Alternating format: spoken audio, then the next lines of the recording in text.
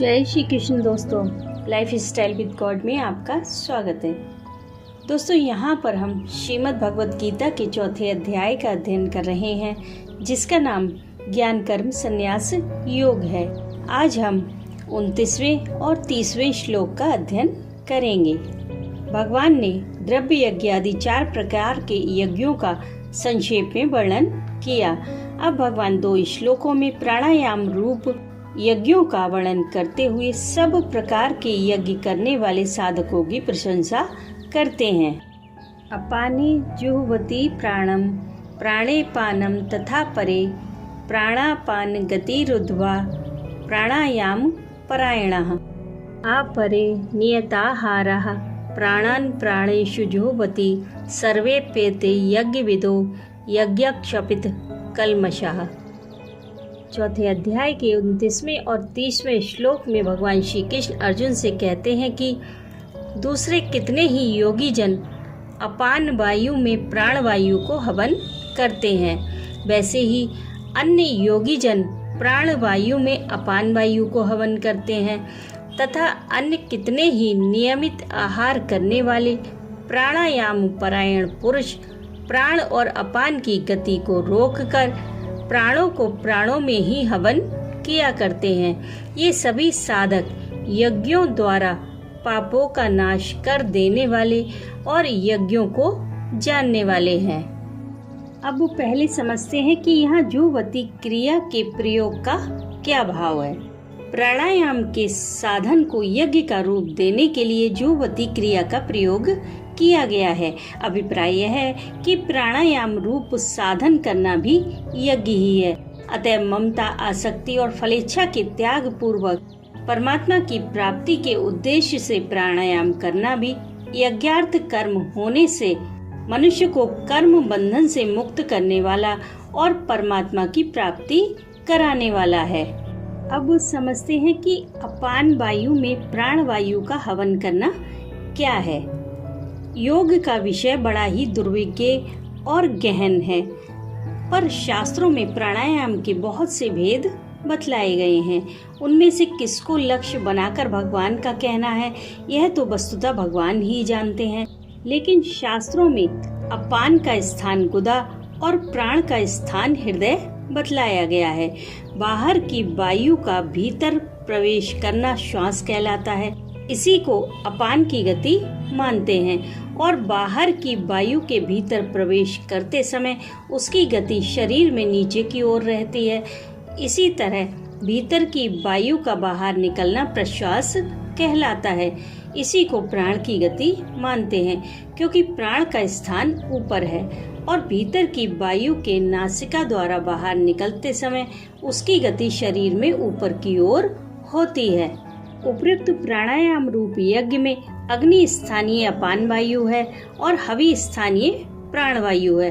अतएव यह समझना चाहिए कि जिसे पूरक प्राणायाम कहते हैं वही यहाँ अपान वायु में प्राण वायु का हवन करना है, क्योंकि जब साधक पूरक प्राणायाम करता है तो बाहर की वायु को नासिका द्वारा शरीर में ले जाता है।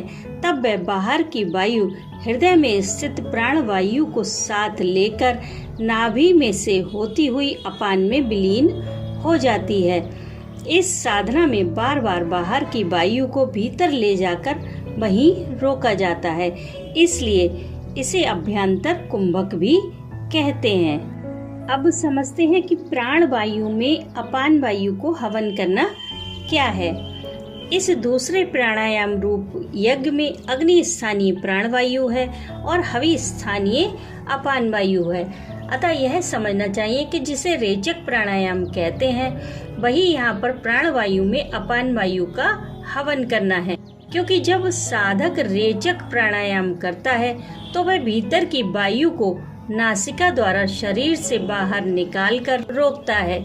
उस समय पहले हृदय में स्थित प्राण वायु बाहर आकर स्थित हो जाती है और पीछे से अपान वायु आकर उसमें विलीन होती है। इस साधन में बार बार भीतर की वायु को बाहर निकालकर वहीं रोका जाता है। इस कारण इसे बाह्य कुंभक भी कहते हैं। अब समझते हैं कि इस श्लोक में नियताहारा किसको कहा गया है। जो योग शास्त्र में बतलाए हुए नियमों के अनुसार प्राणायाम के उपयुक्त सात्विक और परिमित भोजन करने वाले हैं, अर्थात ना तो योग शास्त्र के नियम से अधिक खाते हैं और ना ही उपवास करते हैं, ऐसे पुरुषों को नियताहारः कहते हैं, क्योंकि उपयुक्त आहार करने वाले का ही योग सिद्ध होता है, अधिक भोजन करने वाले का और सर्वथा भोजन का त्याग कर देने वाले का योग सिद्ध नहीं होता। अब समझते हैं कि यहाँ पर प्राणायाम परायणः विशेषण का क्या अर्थ है। जो प्राणों के नियमन करने में अर्थात बार बार प्राणों को रोकने का अभ्यास करने में तत्पर हो, इसी को परमात्मा की प्राप्ति का प्रधान साधन मानते हो, ऐसे पुरुषों को यहाँ पर प्राणायाम परायणः कहा गया है।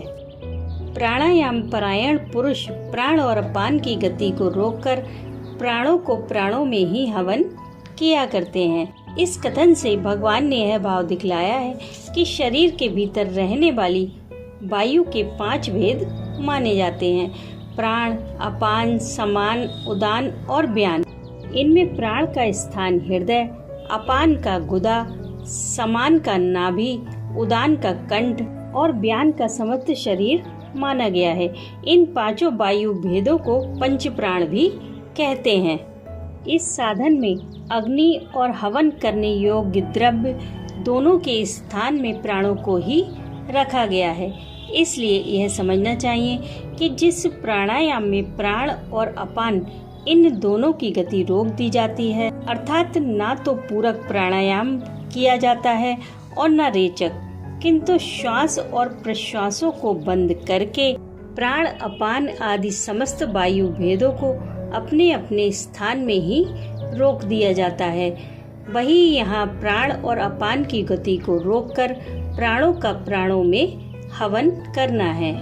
इस साधन में ना तो बाहर की वायु को भीतर ले जाकर रोका जाता है और न भीतर की वायु को बाहर लाकर अपने अपने स्थानों में स्थित पंच वायु भेदों को वहीं रोक दिया जाता है।